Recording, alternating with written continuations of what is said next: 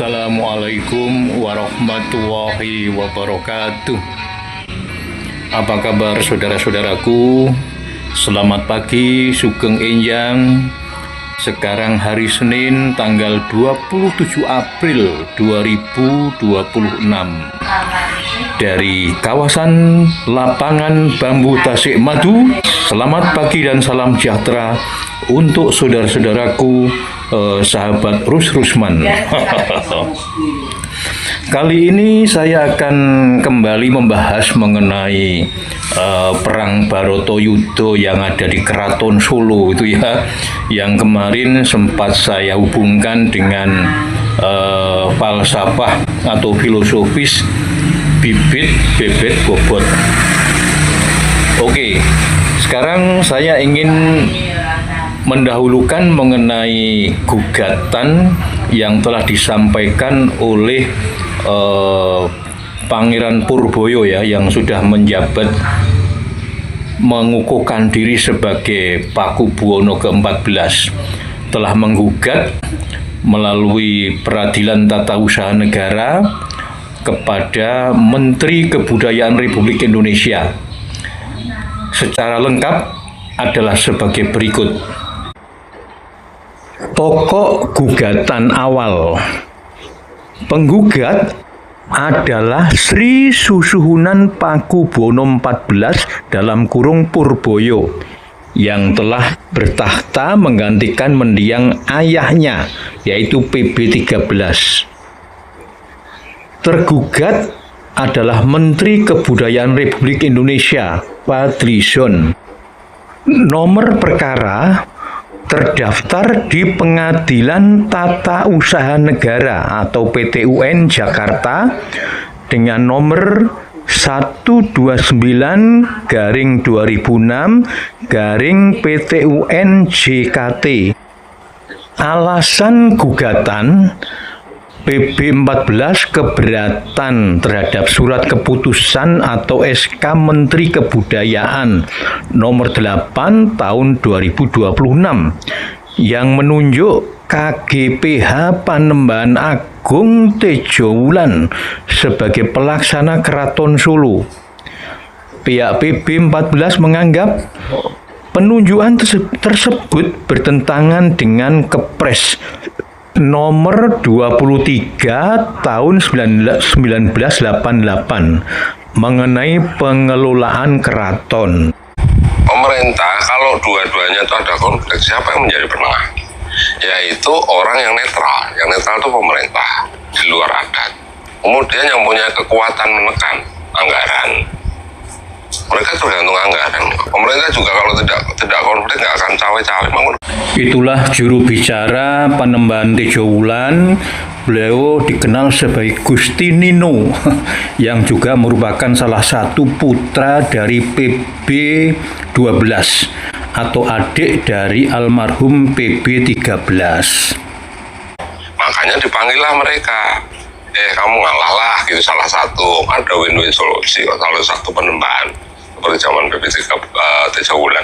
Kenapa nggak begitu? Mereka nggak mau datang kok. Itu salah satu kesalahan fatal untuk Purboyo. Apalagi berargumen seperti itu, gitu loh. Emang siapa lo? Nah, saudara-saudaraku, sahabat Rusman, mungkin dari beberapa pertimbangan ya, pihak PB14 Purboyo telah mencabut kembali gugatannya. Ya, mungkin ada perubahan pemikiran, ingin mengedepankan musyawarah di antara keluarga keraton untuk menjaga suasana kondusif agar program revitalisasi keraton yang telah diterapkan oleh pemerintah tidak sampai mandek. Atau juga mungkin ada perubahan strategi hukum ya, kita tidak tahu karena belum ada rilis secara resmi dari pihak Pangeran Purboyo. Juru bicara Tejowulan KGPH Suryo Wicaksono mengungkapkan, Badan Pemeriksa Keuangan BPK sudah dalam proses melakukan audit Keraton Kasunanan Surakarta. Dalam rangka pelaksanaan audit ini, pihaknya meminta pusaka yang kini dibawa oleh Pakubuwono XIV Purboyo untuk dikembalikan ke tempatnya semula, yakni dalam ageng. Beberapa pusaka yang saat ini dipegang oleh Sinuhun Purboyo. Menurutnya, hanya orang yang disumpah yang mengetahui secara persis pusaka tersebut.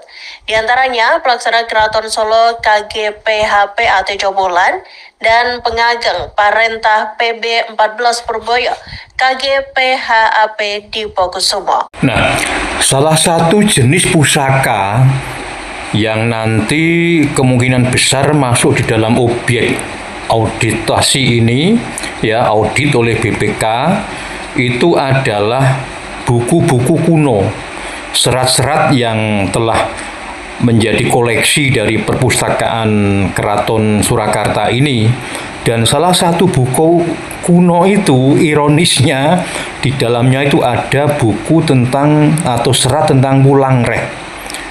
Yang di dalam Wulangreh itu isinya menyangkut bibit, bebet, dan bobot. Jadi tentang bibit, bebet, dan bobot itu Sri Mangkunegoro IV juga punya pendapat di dalam bukunya Serat Warai Agno. Tetapi Pakubuwono pun sebagai Raja Solo juga ada yang menguraikan di dalam bukunya, yaitu Serat Wulangreh. Secara eksplisit memang tidak ada kata-kata bibit, bebet, dan bobot di dalam Serat Wulangreh.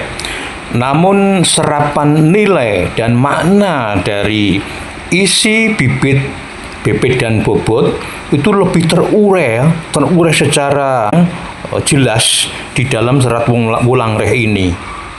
Ono pocapanipun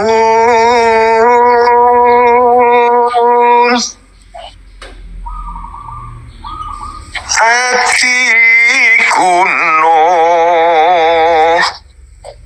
ati kang atiku.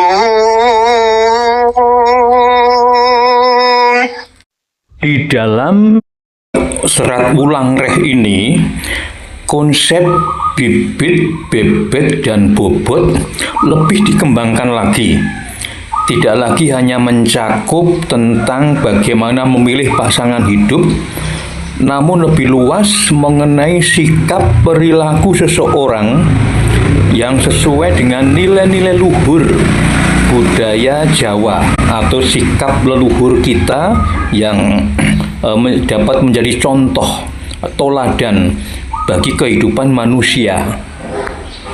Pan adigang kidang adikung panhesti. Serat Wulangreh menganjurkan agar kita semua sebagai pewaris sifat-sifat luhur untuk menghindari sikap adigang, adigung, adiguno. Adiguno ulo iku telu pisan mati sampyo.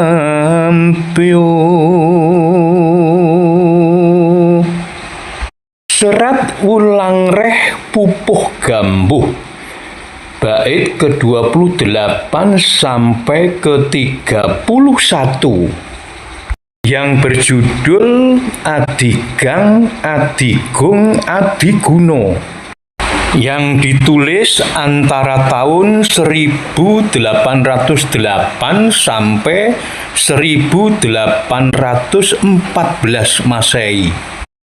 Penulisnya adalah Sri Susunan Pakubuwono IV atau Raja Kasunanan Surakarta. Nah, inilah orangnya, ganteng sekali. Saudara-saudaraku, kata Wulangreh mengandung arti pelajaran atau tuntunan tentang perilaku yang baik, yang sesuai dengan norma para leluhur Jawa. Pada bait ke-28 sampai dengan 31 berjudul Adigang, Adigung, Adiguno. Kata adi di sini artinya agung atau mengagung-agungkan.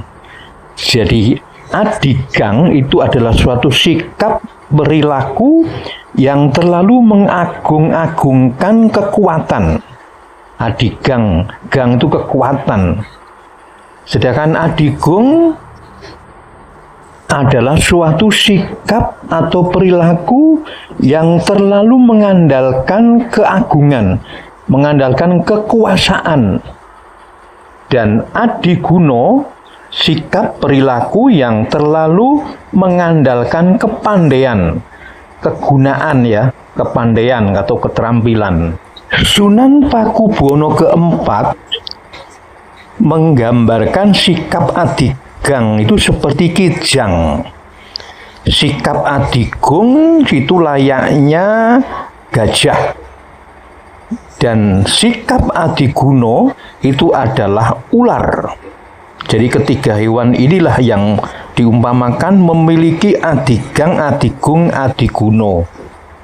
Tapi belakangan oleh beliau dikatakan telu pisan mati sampyuh. Jadi artinya ketiga-tiganya akan menemukan malapetaka yang menyebabkan mereka menjadi binasa atau mati. Ini tentu saja merupakan peringatan dari leluhur kita agar kita berhati-hati. Orang boleh membangun kekuatan, membangun kekuasaan, serta mengasah diri untuk bisa menjadi pandai, karena itu sebagai suatu ikhtiar yang oleh agama tentu saja diwajibkan. Namun terlalu mengagungkan kekuatan, kekuasaan, dan membanggakan kepandaian, itulah yang harus dihindari. Karena itu pada saatnya akan menemukan bencana bagi dirinya sendiri. Nah, sekarang mumpung akan diadakan audit tentang benda-benda pusaka oleh BPK, maka ini kesempatan bagi keluarga besar Keraton Solo, khususnya pada Panembahan Agung Tejo Wulan, untuk mengadakan konsolidasi ya, konsolidasi gusti-gusti yang ada di Solo itu untuk membedah isi dari serat ulang reh ini. Nanti diteliti surat ulang rehnya ini masih ada tidak, lalu kalau masih ada diteliti, diadakan pembedahan bersama, karena sekaligus nanti penghayatan terhadap isi dari nasihat-nasihat Pakubuwono keempat ini ya, untuk dibedah, diadakan pengkajian, lalu dihimbau semua konsisten bersepakat untuk menerapkan apa yang menjadi isi dari ulang reh itu. Kiranya itu usul kami ya, sebagai kawula alit, usul kepada para Gusti, Gusti Tejo, Gusti Mung, Gusti Puger, Gusti Benowo, Gusti Timur, dan lebih-lebih adalah Gusti Angabei dan Gusti Purboyo, untuk bersama-sama berkumpul membedah bersama apa yang menjadi filsafat atau filosofis yang diciptakan oleh leluhur mereka ini. Demikian, terima kasih. Salam sejahtera, sampai jumpa di lain kesempatan.